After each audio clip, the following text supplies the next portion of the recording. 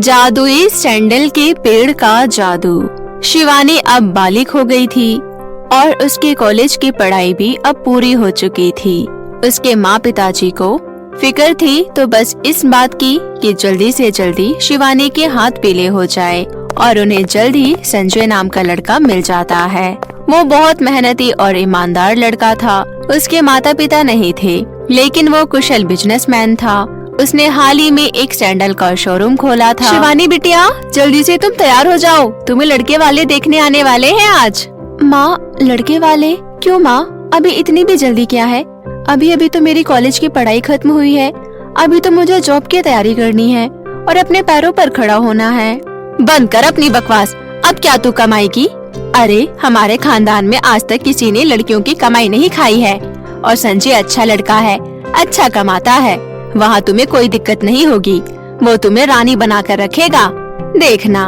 अब जा, चुपचाप तैयार हो जा, वो लोग आते ही होंगे। शिवानी उदास मन से तैयार होने चली जाती है। थोड़ी ही देर में संजय शिवानी से मिलने उसके घर आता है। संजय होनहार होने के साथ साथ दिखने में भी बहुत अच्छा था। संजय के बात करने की सलीनता देखकर शिवानी की माँ को भी संजय अच्छा लगता है और वे लोग लड़का लड़की को आपस में बात करने के लिए थोड़ी देर अकेला छोड़ देते हैं। शिवानी, क्या हुआ? क्या मैं तुम्हें पसंद नहीं हूँ या कोई और बात है? नहीं नहीं, ऐसी कोई बात नहीं है। आप तो बहुत अच्छे हैं। तो मैं जान सकता हूँ कि ये चांद सा चेहरा ऐसे मुरझाया क्यों है? शिवानी, तुम भी बहुत अच्छी हो और मैं तुम्हारे जैसे जीवन साथी को पाकर बहुत खुश हूँ। फिर थोड़ी ही देर में रिश्ता पक्का हो जाता है। ठीक है, तो अब रिश्ता पक्का हुआ। जी माँ जी, वैसे तो रिश्ते की बात मुझे खुद से नहीं करनी चाहिए थी, लेकिन मैं क्या करूँ माँ जी, घर में मेरे सिवा कोई नहीं है। अरे ऐसा क्यों कहते हो बेटा, हम है ना। ये लो मिठाई, मुँह मीठा करो। फिर कुछ दिनों में संजय और शिवानी की बड़ी धूमधाम से शादी हो जाती है। दोनों एक दूसरे के साथ बहुत ही खुश थे। संजय का काम अच्छा खासा चल रहा था, इसलिए वो सुबह जल्दी निकल जाता था और रात को घर देर से आता था। इधर शिवानी घर के कामों में व्यस्त हो जाती थी और शाम को संजय के आने का इंतजार करती रहती। ऐसे ही दिन बीत रहे थे।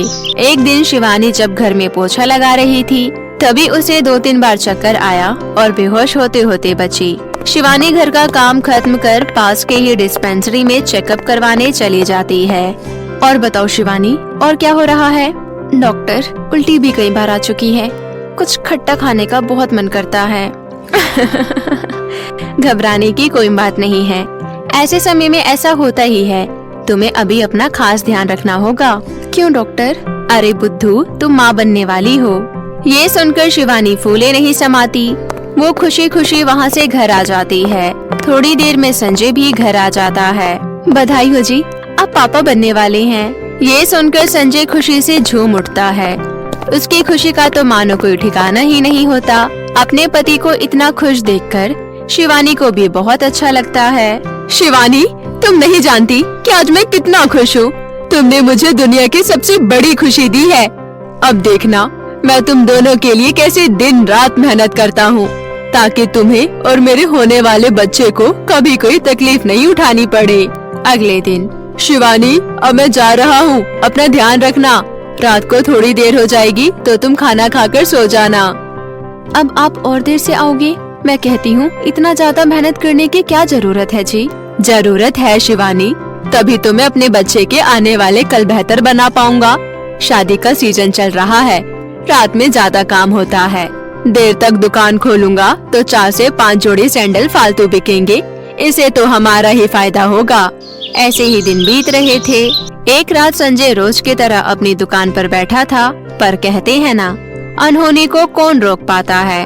वो काली और तूफानी रात थी। संजय बार बार दुकान के बाहर आकर तूफान थमने का इंतजार करता, लेकिन तूफान है कि थमने का नाम ही नहीं ले रहा था।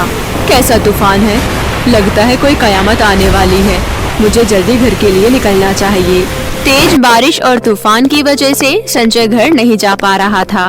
वो वहीं दुकान में बैठकर बारिश थमने का इंतजार कर रहा था, लेकिन नियति को ये कहाँ मंजूर था। संजय को दुकान में बैठे बैठे ही आंख लग जाती है और वो गहरी नींद में सो जाता है। तभी हवा का एक झोंका आता है और दुकान में रखा मंदिर का दिया सैंडलों पर गिर जाता है। फिर क्या था, देखते ही देखते दुकान में आग चारों तरफ फैल जाती है और आग अपने साथ पूरी दुकान को अपने आगोश में ले डूबती है। इतना ही नहीं, इस आग में संजय भी पूरी तरह फंस चुका होता है। जब उसकी आँख खुलती है, जब तक बहुत देर हो चुकी होती है, आग उसके चारों तरफ फैली होती है और वो उसी आग में जलकर राख हो जाता है। इधर इन सब बातों से बेखबर शिवानी की जब नींद खुलती है तो अरे मेरी आँख कैसे लग गई और ये तूफान चला गया क्या? वो बालकनी से बाहर जाती है।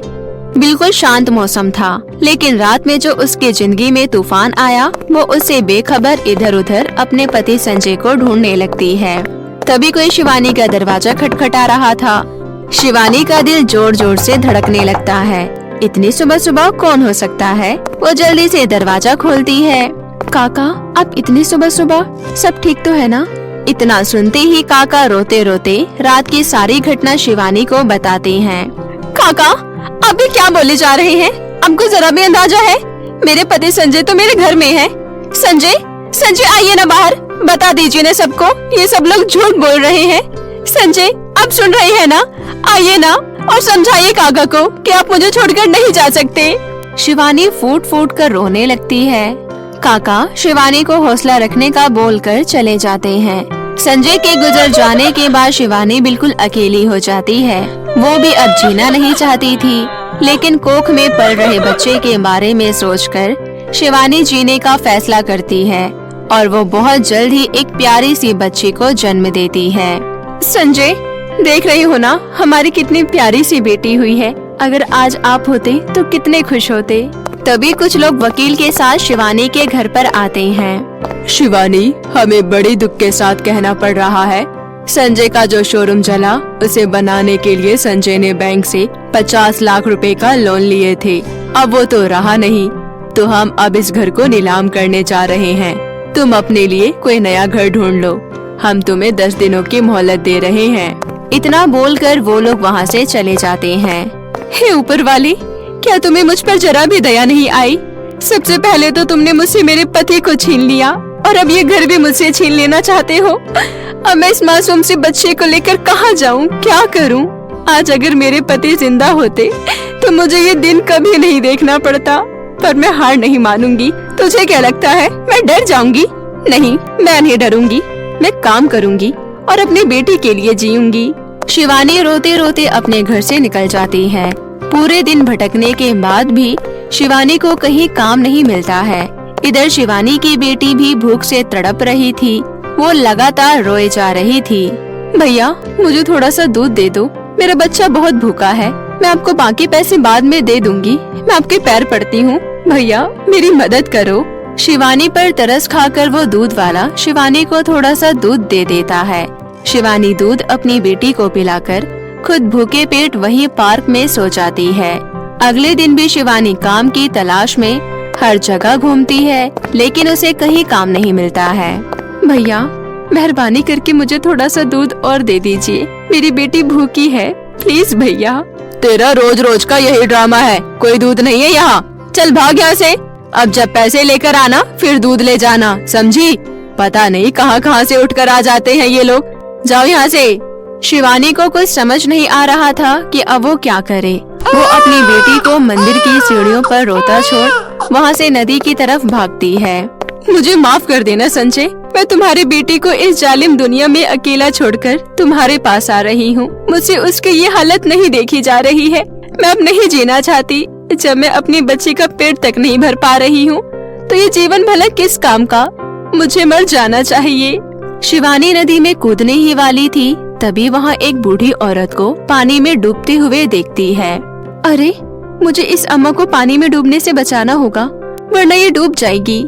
शिवानी बिना सोचे समझे पानी में कूदकर किसी तरह से अम्मा को पानी से बाहर ले आती है। अम्मा, आप कौन है और आप नदी में कैसे डूब रही थी? तभी वो अम्मा बहुत ही खूबसूरत परी में बदल जाती है। मैं खुशी परी हूँ। शिवानी, तुम बहुत ही बहादुर और नेक दिल लड़की हो। तुमने मेरी जान बचाई है, पर तुम यहाँ क्या कर रही थी? ये नदी तो बहुत ही गहरी है। तुम्हें डर नहीं लगा मुझे बचाते हुए? तुम्हें कुछ हो जाता तो? अब इससे ज्यादा मेरे साथ क्या ही बुरा हो सकता है परी जी। मैं तो खुद इस जीवन से परेशान हो चुकी हूँ। मैं अब नहीं जीना चाहती हूँ, मैं मरना चाहती हूँ। ऐसा नहीं कहते शिवानी, तुम तो बहुत बहादुर हो। तुम्हारे मुँह से ऐसी बातें शोभा नहीं देती। जिंदगी से संघर्ष करके आगे बढ़ना चाहिए, ऐसे हार नहीं मानना चाहिए। वैसे तुम्हें क्या हुआ है, मुझे बताओ। शिवानी परी को अपने बारे में सब कुछ बताती है। सब कुछ सुनने के बाद परी कहती है, शिवानी जाओ और अपनी बेटी को लेकर यहाँ आओ और मेरे साथ चलो, मैं तुम्हें कुछ दिखाना चाहती हूँ। शिवानी भागते हुए अपनी बेटी को लेकर परी के पास आती है। परी शिवानी को अपने साथ एक नाव में बिठाकर एक अद्भुत पेड़ के पास ले जाती है। उस पेड़ पर बहुत कीमती सैंडल लटकी होती है, जिसे देखकर शिवानी को अपनी आंखों पर यकीन नहीं होता है। सैंडलों का पेड़, वो भी इस नदी के बीच में, मुझे तो यकीन ही नहीं हो रहा। हाँ शिवानी, तुमने अपने जीवन के इतनी छोटी सी उम्र में बहुत दुख देखे हैं, लेकिन अब रोने की घड़ी खत्म हुई। मेरी बच्ची, तुम्हारा पति संजय ऊपर स्वर्गलोक में हर दिन भगवान से तुम्हारी और अपनी बेटी के लिए दुआ करता है और आज उसकी दुआ कबूल हुई और ये मेरे द्वारा ही पूर्ण होगी। ये सब सुनकर शिवानी की आंखें नम हो जाती है। मरने के बाद भी वो हमारी इतनी चिंता करते हैं। मैं भी यही दुआ करती हूँ कि वो जहाँ रहे वहाँ खुश रहे। शिवानी, अब तुम जल्दी से इस पेड़ से सारे सैंडल तोड़ लो और उसके बाद क्या करना है तुम्हें पता ही होगा। परी के कहने के अनुसार शिवानी उस सैंडल के पेड़ से सारी सैंडलें तोड़ लेती है और उसे नाव में रख लेती है। नाव शिवानी को किनारे ले आती है। शिवानी उस सैंडल को लाकर बाजार में बेच देती है। सैंडल अच्छे और महंगे होने के कारण शिवानी को उसके अच्छे खासे पैसे मिलते हैं। ऐसे ही शिवानी सैंडल बेचकर अपनी बेटी की परवरिश करने के साथ साथ अपने बिजनेस में भी ध्यान देती है। सैंडल बेचकर वो जो भी कमाती, शिवानी उसे इकट्ठा कर जल्द ही अपना एक बहुत बड़ा सैंडल का शोरूम खोलती है। दुकान बहुत बढ़िया चल रहा था। अब शिवानी के पास कोई भी चीज की कमी नहीं थी। शिवानी ने अपने और अपनी बेटी के लिए एक आलीशान घर बनवाया और अपनी बेटी की परवरिश बहुत अच्छे से की। आज शिवानी शहर की मशहूर बिजनेस वूमन बन चुकी थी, जिसके पास नाम, पैसा, दौलत, शोहरत सब कुछ था। तो मेरे प्यारे दोस्तों, कैसी लगी आपको मेरी ये कहानी? मुझे कमेंट करके जरूर बताएं और इसे अपने दोस्तों के साथ भी शेयर करें। और हाँ दोस्तों, अगर आपने अब तक हमारे चैनल चंदा टीवी को सब्सक्राइब नहीं किया है तो प्लीज जल्दी से नीचे लाल बटन दबाकर अभी कर ले। तो मिलती हूँ आपसे फिर किसी नई कहानी के साथ। तब तक के लिए आप अपना ध्यान रखें। बाय बाय दोस्तों।